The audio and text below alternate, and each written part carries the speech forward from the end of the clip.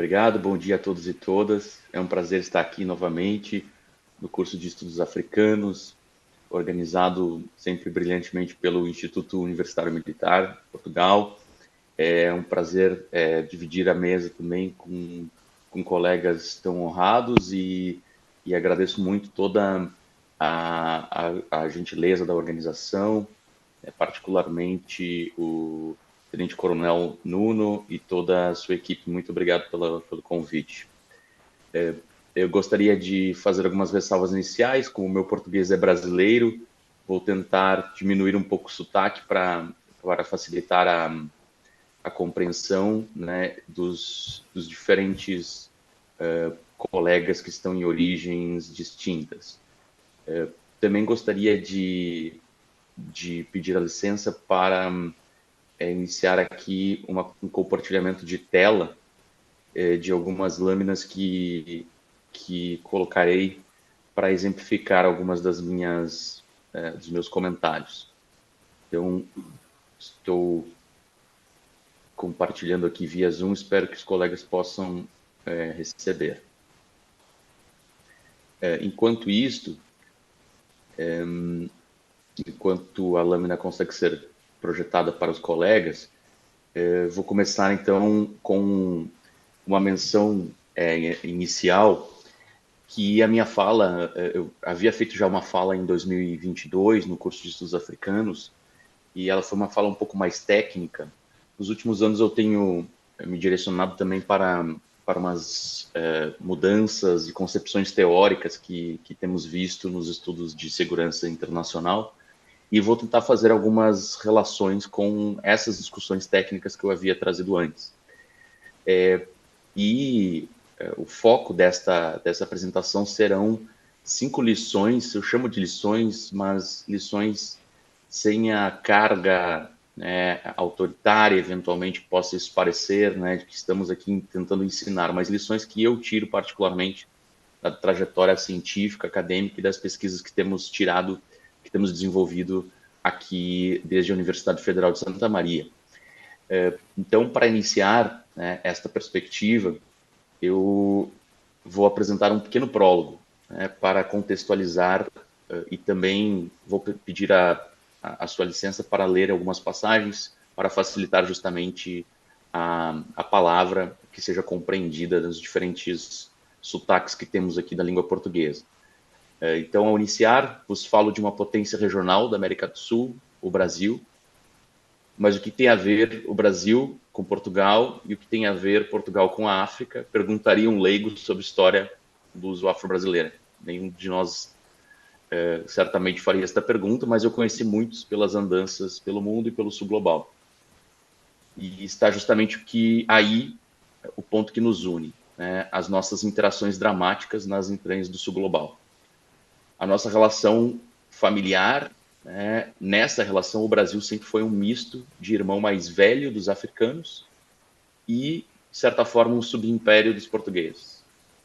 Mais uma vez, estamos aqui conectados por mãos europeias, que, como todo pai arrependido, se torna mais sensível ao choro das crianças. E, desse ponto, é uma honra muito grande Portugal ter esta posição de integração, de integradora e de preocupada com os rumos dos seus parceiros.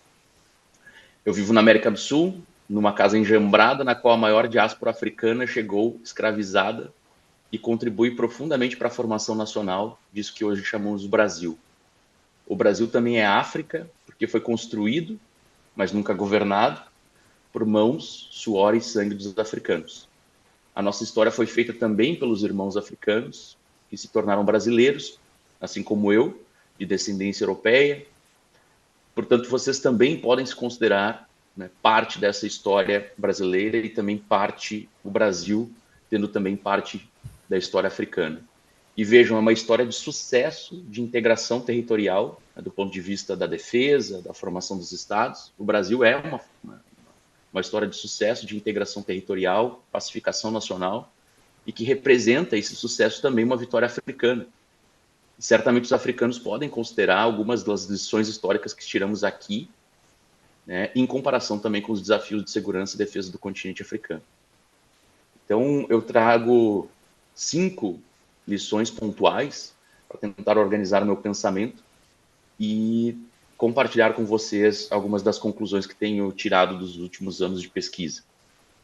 A primeira lição é a definição militar. Em um país pós-colonial, cheio de fraturas internas, não há meio de se resolver essas mesmas fraturas, pelo menos até hoje nunca se viu, sem a definição militar dos conflitos armados internos que nós enfrentamos.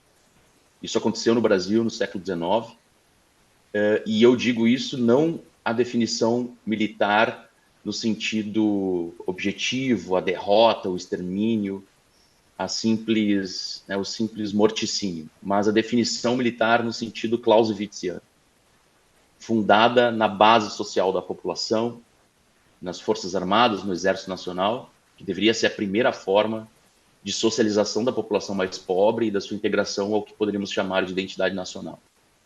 Todo estudioso de estratégia clássica e moderna sabe disso. É fundamental a definição militar e a dissuasão para a base mínima para construirmos o Estado Nacional. Mas isso não é óbvio quando a gente está estudando desafios de política de defesa e de segurança no continente africano. Cada vez mais a gente tem pesquisas que mostram que os limites do cessar-fogo formal é meramente negocial, sem uma definição militar no campo que realmente dissuada grupos armados de se insurgirem contra essa solução política que nós encontramos coletivamente, que é o Estado pós-colonial. Por exemplo, algumas pesquisas nos mostram que, pesquisas já antigas, inclusive de quantitativistas, que têm alguns problemas na hora de avaliar os conflitos armados africanos, mas mesmo nessas pesquisas a gente vê que quase metade, 40% dos casos em que não há definição militar do conflito, a guerra torna a ocorrer em uma década. Guerras civis terminam por uma vitória militar, seriam entre 2 e 3 vezes menos prováveis de ocorrer novamente, porque uma das partes está suficientemente dissuadida. Esse é o ponto fundamental, de não retomar os conflitos armados. Mas, repito, a vitória militar, a definição militar, não é algo simples, é algo que precisa ser pensado e organizado em torno de ações de peace building, de construção de capacidades, e essas mesmas ações, essas ações que não precisam ser necessariamente tomadas por instituições externas ao Estado, o próprio Estado pode liderar essas ações precisam ter o foco fundamental neste ponto, né, no desarmamento dos inimigos e na construção de dissuasão interna e externa, obviamente. Aqui a gente tem alguns resultados de pesquisa, eu vou trazer alguns resultados de pesquisas que eu tenho desenvolvido nos últimos 15 anos. Todas essas pesquisas estão disponíveis online de forma gratuita. As que não têm open access, eu mesmo disponibilizo online para todos os colegas que eventualmente necessitem consultá-las. Um dos estudos que fizemos já em 2013, 2014, faz uma pequena comparação entre os processos de conclusão, de definição de conflitos armados, né, e o desafio de que quando há power sharing, né, de distribuição de poder de maneira muito profunda dentro das estruturas do Estado, acaba que as Forças Armadas se fragmentam. E essas Forças Armadas fragmentadas não produzem qualquer tipo de dissuasão em relação a grupos armados atuantes interna ou externamente a esse Estado. O caso mais importante e exemplar do continente me parece ainda ser Angola, o país que enfrentou uma das maiores guerras regionais neste continente e conseguiu, de certa forma, pacificar o seu país em torno de políticas de acordos, inclusão, mas também de construção de capacidades. E isso a gente, infelizmente, não conseguiu ainda observar em outros casos tão importantes como o da República Democrática do Congo, ou mesmo situações ainda muito intermediárias, como é o caso de Moçambique, que adotou um power sharing dentro das suas forças armadas e sofre até hoje de uma fragmentação dessas forças desde os anos 90. Então, esse é um dos grandes desafios. Como produzir definição militar do conflito armado? A definição militar do conflito armado, a partir de outras pesquisas que envolvem também África do Sul, Zimbábue e também Moçambique, ela está associada também a políticas de defesa e segurança que vão, nos últimos anos, fortalecer forças armadas, como aqui aparece o caso de Angola, como aqui também poderíamos colocar, por exemplo, em certo momento, né, o caso do Zimbábue, sobretudo nos anos 90, e, infelizmente, os países que tiveram políticas de desestruturação das forças de segurança, enxugamento e transformação das prioridades das forças armadas, tiveram grandes dificuldades, não só para resolver os seus conflitos internos, mas também para estipular e estabelecer uma política externa, uma política de defesa, uma política de segurança autonomista e ativa, sem suporte, né, no incremento das capacidades estatais. Então, não há condições de produzir no Sul Global, né, pelos resultados da literatura, pelos resultados do que a gente tem produzido na ciência, qualquer condição de autonomia nas relações internacionais sem incremento de capacidades estatais. É claro que isso não é simples.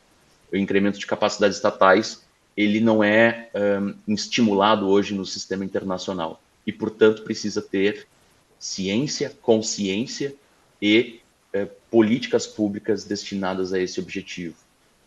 Aqui, algumas comparações mais recentes temos feito também em relação àqueles programas que, no momento em que os estados decidem investir nas suas forças armadas e construí-las enquanto forças armadas capazes de definir militarmente conflitos, essa decisão não é simples. E depois que essa decisão é tomada, há ainda alguns fatores bem importantes sobre como que os programas do que chamamos de reforma do setor de segurança ou de modernização militar vão carregar. Como que esses programas vão estar sendo concebidos? E a gente faz algumas comparações também nos últimos anos entre a própria República Democrática do Congo e Serra Leoa, em que os programas e a forma como eles são concebidos são cruciais para entender os resultados.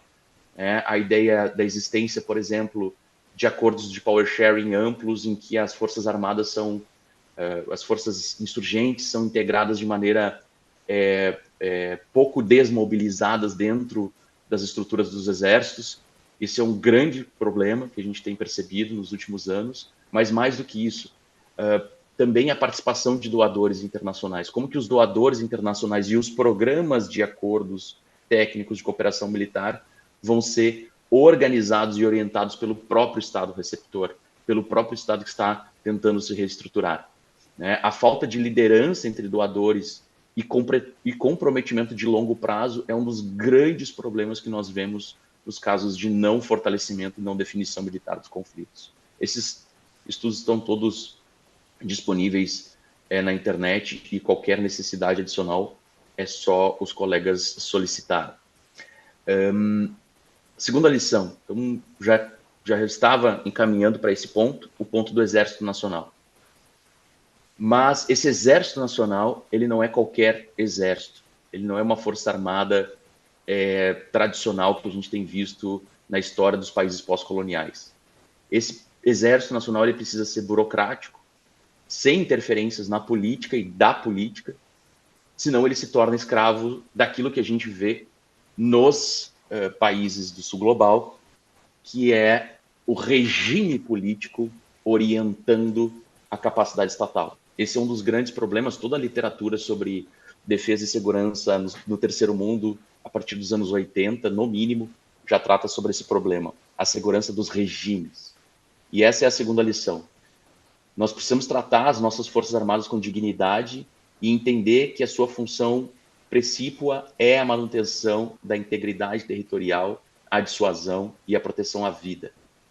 Se há política nos quartéis, que seja política com P maiúsculo, o estudo da política científico aprofundado e a crítica da política nacional e internacional com foco nos dilemas da pós-colonialidade e na necessidade nacional e internacional, com a necessidade da integração nacional plural e democrática, respeitando os valores das tradições e dos ancestrais dos nossos lugares onde vivemos.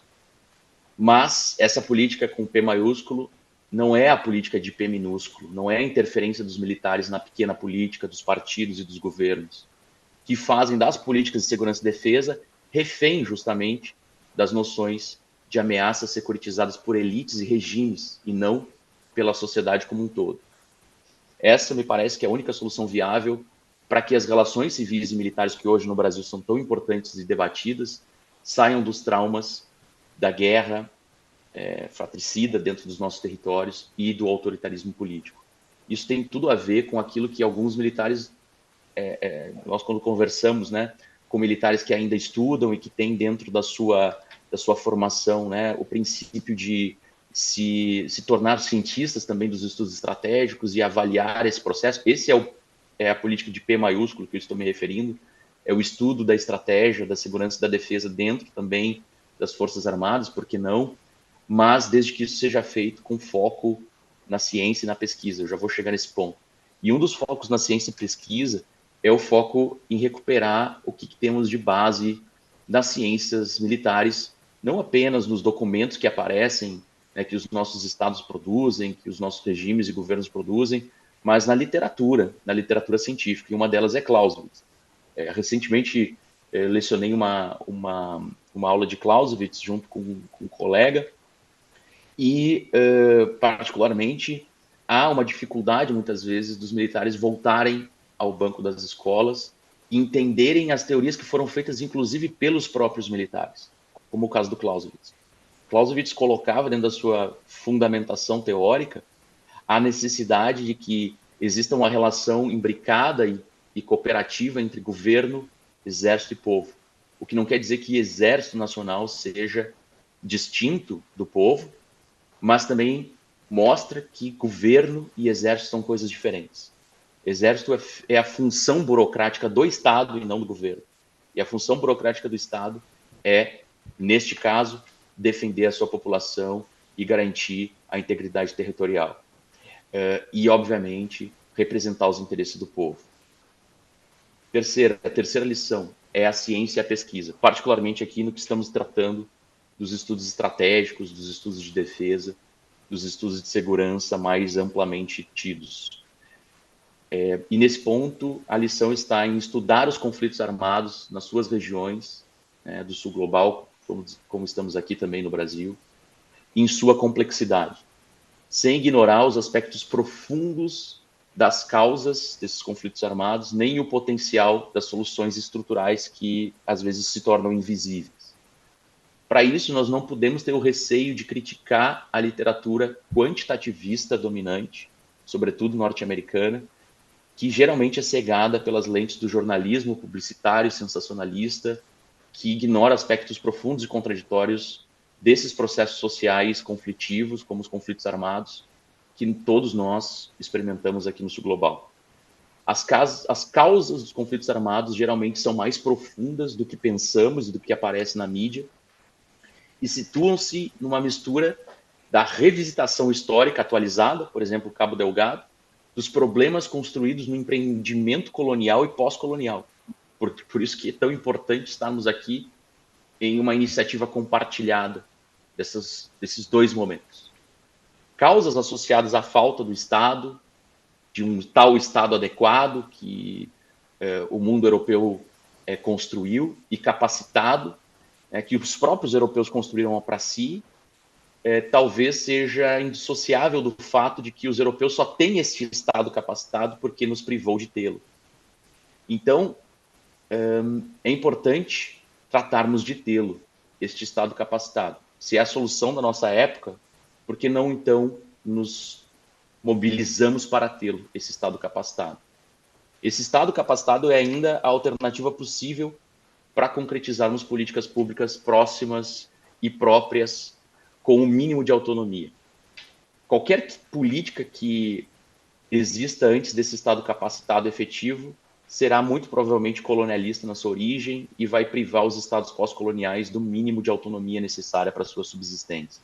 E isso que tem a ver é justamente toda a literatura sobre segurança e defesa no terceiro mundo tem dito. Nós temos dificuldades não de enfrentar as ameaças, justamente porque às vezes não consideramos essas ameaças, eu já vou tocar nesse ponto, mas sobretudo porque a nossa dificuldade não está necessariamente nos meios, mas sobretudo nas capacidades do Estado de tomar decisões e gerir essas decisões para produzir segurança e defesa. Mas antes desse Estado gerir essas decisões, ele precisa entender qual é o seu ambiente de segurança e defesa associado a essas ameaças. Então, e essas ameaças hoje no continente africano precisam de estudo, pesquisa para serem compreendidas. Me parece fundamental trazer aqui um dos conceitos que tenho trabalhado, que não é nada inovador, é simplesmente um conceito descritivo que lida com o problema do modo africano de fazer a guerra. Discutimos muitas vezes nas ciências militares, nos estudos estratégicos, o modo europeu de fazer a guerra, o modo chinês, o modo japonês, o modo americano, norte-americano, o modo sul-americano e o modo africano. O modo africano não é um modo que muitas vezes os africanos autonomamente tomaram decisão de travar a guerra dessa forma por conta da sua própria filosofia, não, mas por conta dos constrangimentos estruturais. E esse modo muitas vezes não aparece na literatura. É o modo que combina a guerra irregular, proxy e regionalizada. É uma guerra que apresenta o emprego irregular da força e a complexidade das operações, como qualquer guerra em que o Estado e as Forças Armadas estão subdesenvolvidos, de certa forma. É uma guerra proxy e que, portanto, envolve rivalidades regionais, rivalidades internacionais, rivalidades locais, e que tem um conteúdo interestatal muito importante e deveras ignorado por grande parte da literatura. E, além disso, é uma guerra claramente regionalizada, que característica carrega é justamente o transbordamento de ameaças, né, a fluidez dessas ameaças ao longo perpassando fronteiras, e a necessidade, claramente, de respostas regionais concretas. Porque se é regionalizada a causa, a solução também necessita ser regionalizada.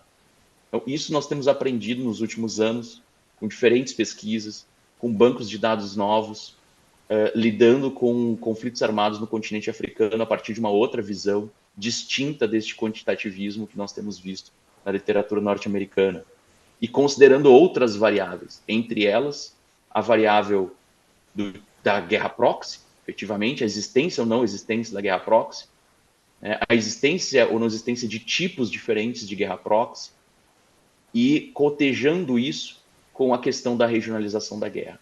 Pontos muito importantes que nós temos tocado e que eu terei que passar rapidamente por conta do meu tempo. Mas, posteriormente, recomendo que consultem, se tiverem interesse nesta discussão, um interesse de pesquisa, nos materiais que estamos publicando. Uma guerra de alta letalidade, uma guerra de grande recorrência, uma guerra associada a discussões, a irregularidade, justamente pela necessidade de obtenção e controle de regiões em que o Estado nacional tem dificuldades de controlar. E, portanto, vou passar rapidamente alguns pontos aqui para chegar a essa regionalização da guerra, mas principalmente ao que nos importa aqui, pois se os colegas gostariam de voltar nesses pontos aqui, posso voltar. Mas, sobretudo, a isso, que o fato de que os meios produzidos para responder à guerra precisam ser meios associados a esse desafio maior que chamamos de Estado e de construção dessa entidade que é a única que garante a nossa sobrevivência no sistema internacional no mundo contemporâneo. E esse Estado, segundo textos que já estão produzidos há muitas décadas, ele envolve uma grande dificuldade de desenvolver a capacidade software da segurança, vamos dizer assim, como o Edward Azar e o Chung In-moon estipularam. E essa atividade software da segurança é a atividade de construção desse próprio Estado, construção da sua legitimidade, da sua integração, da sua capacidade política, que seja uma capacidade política sustentada em longo prazo e não nos interesses de elites pontuais, de regimes pontuais. O Estado está muito associado, essa dificuldade da capacidade estatal está muito associada também a causas profundas, causas permissivas do conflito armado, que vão se concretizar, obviamente, nos grandes desafios de economia e desenvolvimento, nos grandes desafios de integridade nacional, étnica, cultural e de direitos, nos grandes desafios dos regimes e da manipulação política por interesses privados. Todos esses três elementos das causas objetivas são afetados por vários outros elementos permissivos, mas entre eles a existência ou não de estados capazes de darem respostas a esses problemas que, se não houver Estado, eu não consigo entender quem é que pode dar respostas mais eficientes e mais autônomas para esses problemas que estão a existir. A questão é que tipo de Estado e que tipo de política vamos pensar, que tipo de resposta o Estado vai dar para esses desafios. E aqui coloco, então, a quarta lição, que é a resposta da política de defesa e da segurança nacional. É importante nós entendermos, então, para o tema desta fala mais especificamente, que a política de defesa existe a serviço do que consideramos prioridade à nossa segurança. Não existe política de defesa nacional sem um conceito claro de segurança nacional. Isso nós enfrentamos, inclusive, aqui no Brasil, a dificuldade de estabelecer uma política de defesa que seja integrada às demandas atuais da sociedade, está muito associada à noção de que políticas de defesa são feitas a partir de modelinhos claros, em que simplesmente adotarmos conceitos como, por exemplo, o A2AD, como, por exemplo, a guerra centrada em rede. Isso se resolve com uma política de defesa de listar pontos que nós achamos que seriam importantes no sistema internacional contemporâneo. Pode ser que esses pontos e essas políticas sejam realmente importantes, mas a gente só vai saber isso se realmente estipularmos um pacto de segurança nacional, uma outra leitura de segurança nacional do terceiro mundo, que não seja segurança nacional apenas do regime político das elites que estão no poder. Para uma política de segurança ser efetivamente nacional no terceiro mundo, ela precisa estar consciente dos desafios nacionais prementes. E talvez as políticas de libertação nacional que nós tivemos, inclusive, na América do Sul e no continente africano, elas estavam, inclusive, muito mais conscientes disso do que as dos nossos estados nacionais atuais. Nós precisamos trabalhar em nossos conceitos de segurança nacional, ressignificando o que consideramos como segurança, não só como política pública coercitiva, mas toda uma agenda nacional que produza segurança, prosperidade e bem-estar. E no sul global, atingir isso é muito mais difícil, talvez impossível. Mesmo quando tivermos definido militarmente os conflitos armados, aqueles que ainda estão em curso, como os do Cabo Delgado ou os do Kivu, do Congo, a insegurança continuará existindo e as ameaças virão de alvos mais difíceis de serem desmobilizados. O desemprego, a fome, a pobreza, a desigualdade, a crise ambiental, a robotização desenfreada, a ignorância, o totalitarismo. São todas ameaças que não vencemos no combate ou na dissuasão, como eram os dois primeiros pontos, mas, sobretudo, na transformação social, em políticas públicas amplas de mobilização social em prol das comunidades integradas e seguras. E esse me parece que deveria ser o novo paradigma de segurança nacional no mundo pós-colonial. Sem política econômica comprometida a pagar a conta disto, não há transformação. Só assim o acordo de cooperação técnica pode se tornar efetivamente, como nós estamos tratando aqui, países fora do continente africano comentando sobre a possibilidade de cooperação. Mas só assim a cooperação pode se tornar uma política nacional estruturada de longo prazo e em escala. Por isso o dinheiro é importante, eu logo vou tratar isso na sequência. O ponto positivo é que tanto no Brasil quanto em vários países africanos já há uma mobilização na tentativa de refletir sobre novas políticas de segurança nacional. E isso não é particular dos países do terceiro mundo, isso não é uma heresia, como poderíamos achar, mas as grandes potências deste sistema internacional em que habitamos, elas traçam as suas políticas de defesa a partir das suas estratégias de segurança nacional, que, portanto, influenciam depois as suas estratégias militares de segurança.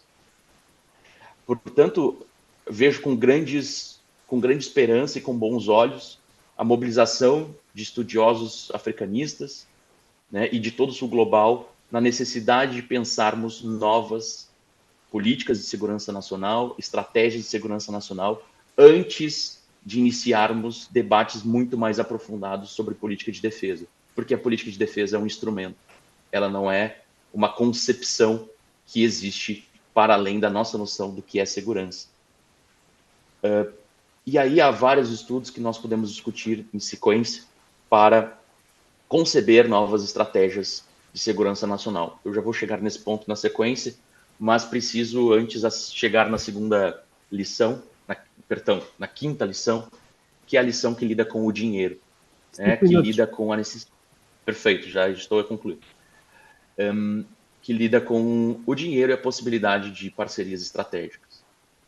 Mais importante do que o dinheiro é importante, saber que o dinheiro é importante, é sabermos para onde vai o dinheiro.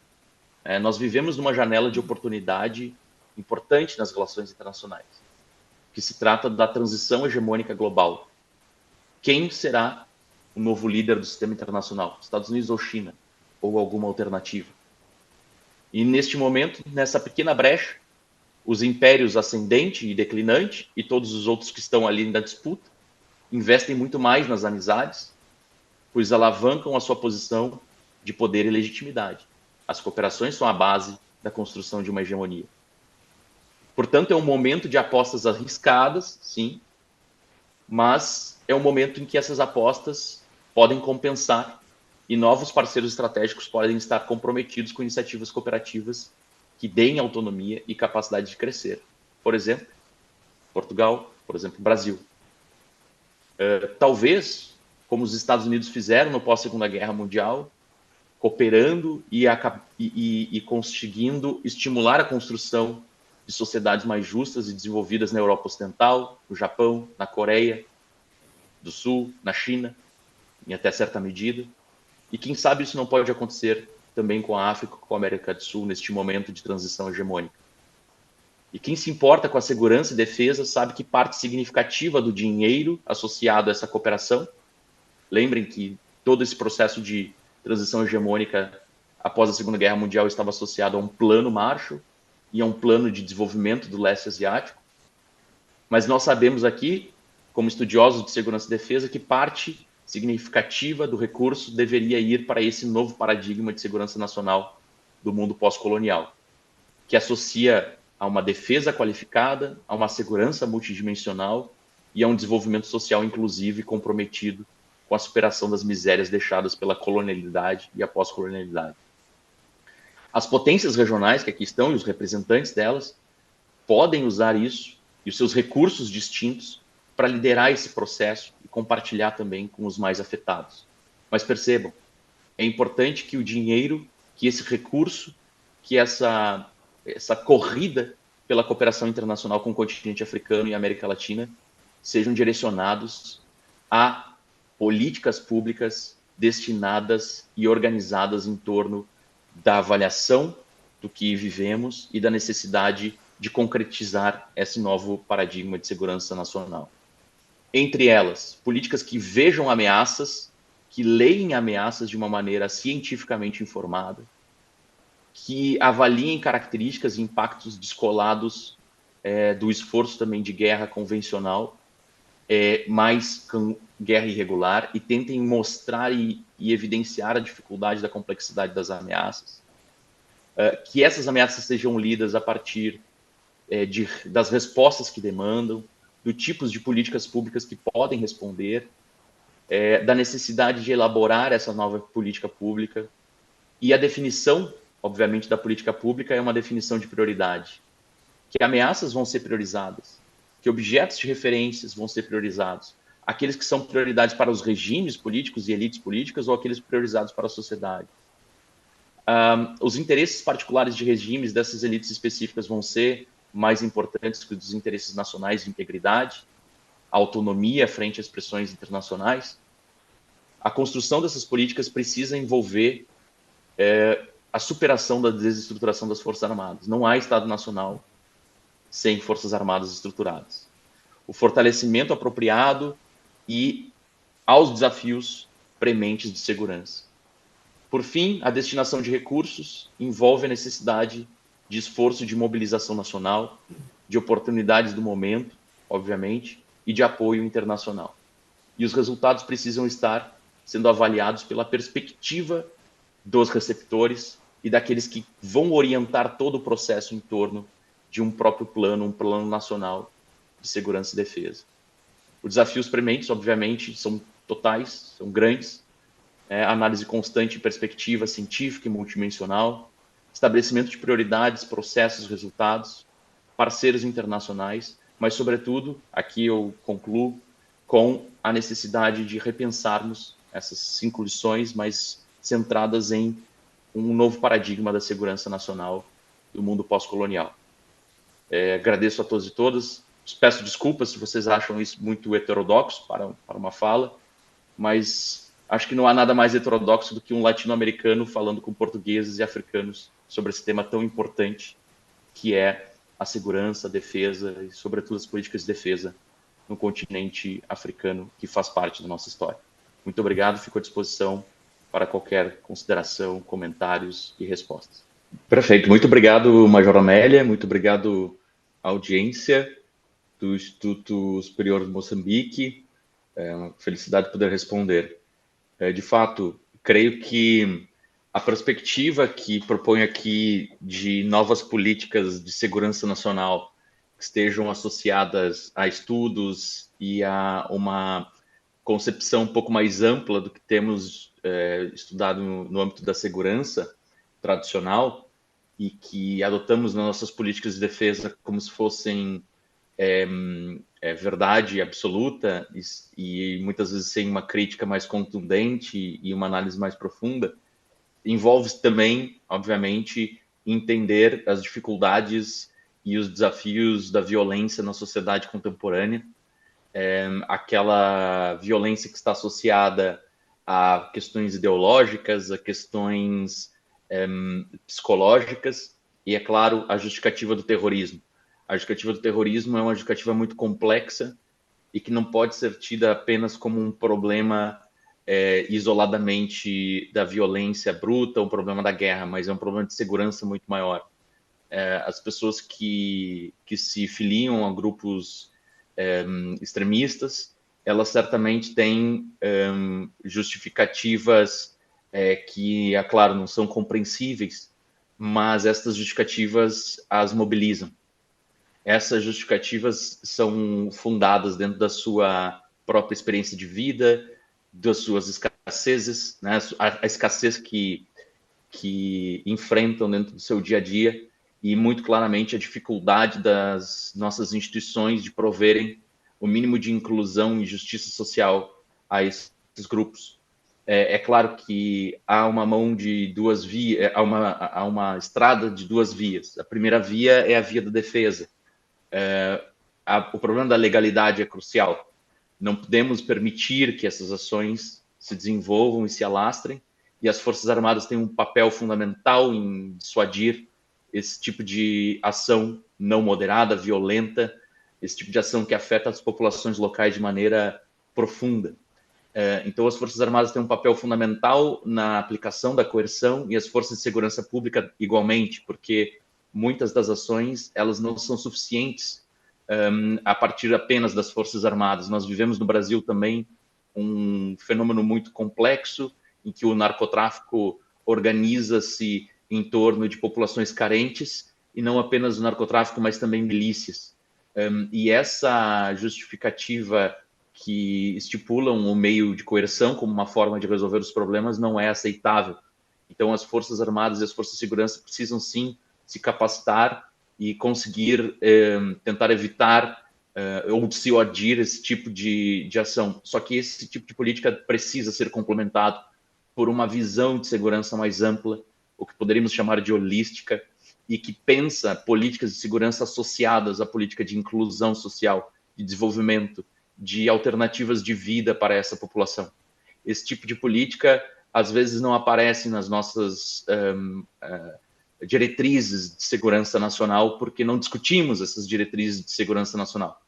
E, portanto, essas políticas multidimensionais que se associam a ministérios que estão além da defesa ou da segurança, que estão associados à fome, ao emprego, à renda, essas políticas, por serem mais complexas e por tocarem nesses pontos que justificam, muitas vezes, a mobilização de grupos terroristas, teriam mais condições, na perspectiva pós-colonial, de produzir resultados de médio e longo prazo que desviem os interesses dessa população mais carente em se filiar a estes grupos armados, que são, obviamente, também financiados pelo exterior. Então, um dos grandes desafios que nos coloca essa literatura mais antiga, por exemplo, a do próprio Carl von Clausewitz, é a ideia de que a guerra não ocorre porque simplesmente a violência é dominante numa população ou porque essa população tem algum tipo de desvio de caráter ou ética, mas a guerra ocorre por conta dessa fragmentação entre a relação da sociedade com a relação nacional e as oportunidades, condições de vida da população. Então, com certeza, Major Amélia, creio que é uma discussão profunda, mas que se associa a uma política coercitiva, mas também uma política extra-coercitiva. E para isso precisamos do Estado e das capacidades de meio pagamento do Estado e, claro, da conivência, muitas vezes, a aceitação da comunidade internacional de que os nossos Estados precisam, sim, investir em políticas públicas, com políticas públicas voltadas exclusivamente para controles de contas públicas, para ajustes estruturais. Isso é inviável. Não há condições de fazermos isso nem no âmbito da coerção, nem no âmbito das políticas públicas macro-sociais. Espero ter respondido, Major. Muito obrigado pela pergunta. Perfeito, muito obrigado pela questão. Creio que o ponto sobre Ruanda é um ponto muito delicado e, não obstante, muito importante. É um dos pontos mais cruciais e que está associado a uma das guerras mais profundas e insuperáveis que o continente africano observa e ambienta nos últimos 30 anos, pelo menos, que é a Guerra do Congo, a Guerra do Leste, daquele país dos Grandes Lagos da África Central.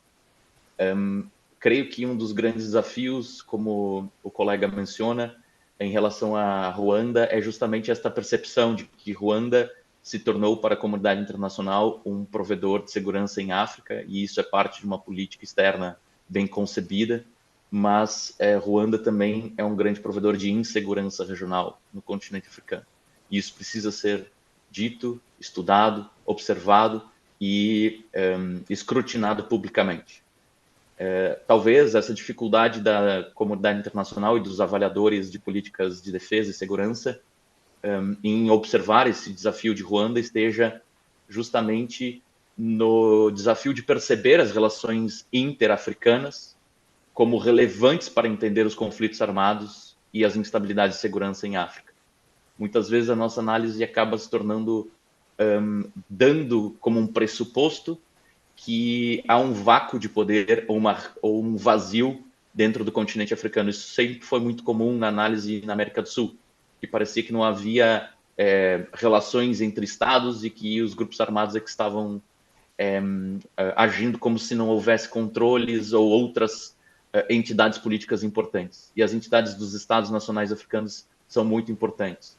Os grupos armados eles não existem em um vácuo sem rivalidades profundas interestatais também. E não apenas influências externas no continente, mas sobretudo influências das rivalidades entre estados. Isso é muito importante. Me parece que no caso de Ruanda é um caso ainda mais grave por conta do trauma histórico, por conta de uma certa inação da comunidade internacional em relação ao genocídio. Mas me parece que uma resposta deveria estar no engajamento da comunidade regional e internacional.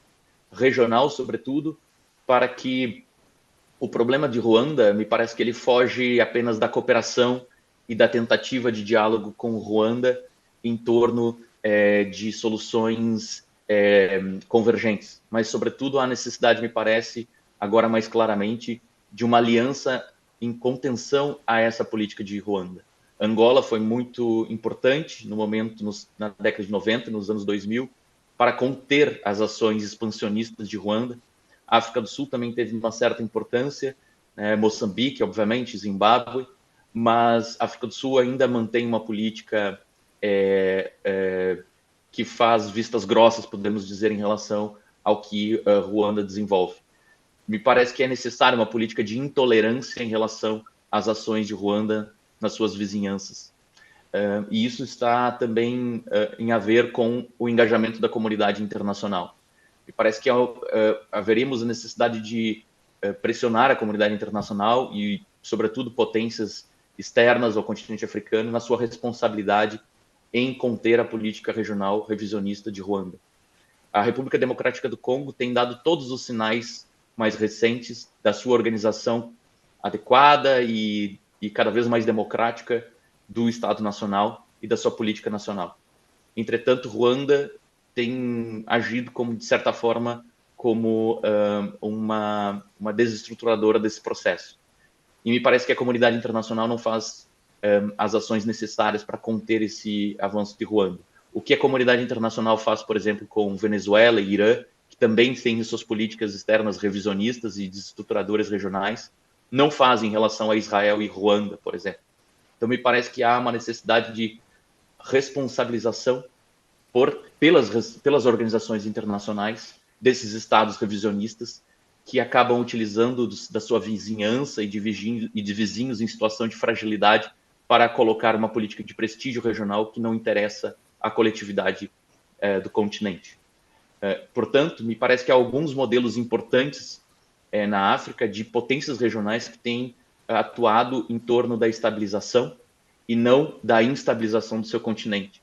Angola, Nigéria, África do Sul, o próprio caso de Moçambique, são potências regionais que mostram interesse em estabilizar o continente e não prejudicar os seus vizinhos. Esse seria o modelo mais adequado, me parece, que Ruanda deveria aprender com seus irmãos e adotar uma política responsável dentro da sua região. Mas, repito, não há condições, me parece, de fazer isso sem uma compreensão renovada sobre o que é a segurança e a defesa no continente africano, o papel dos estados africanos nesse processo e um engajamento regional e internacional da comunidade interessada na estabilidade do continente.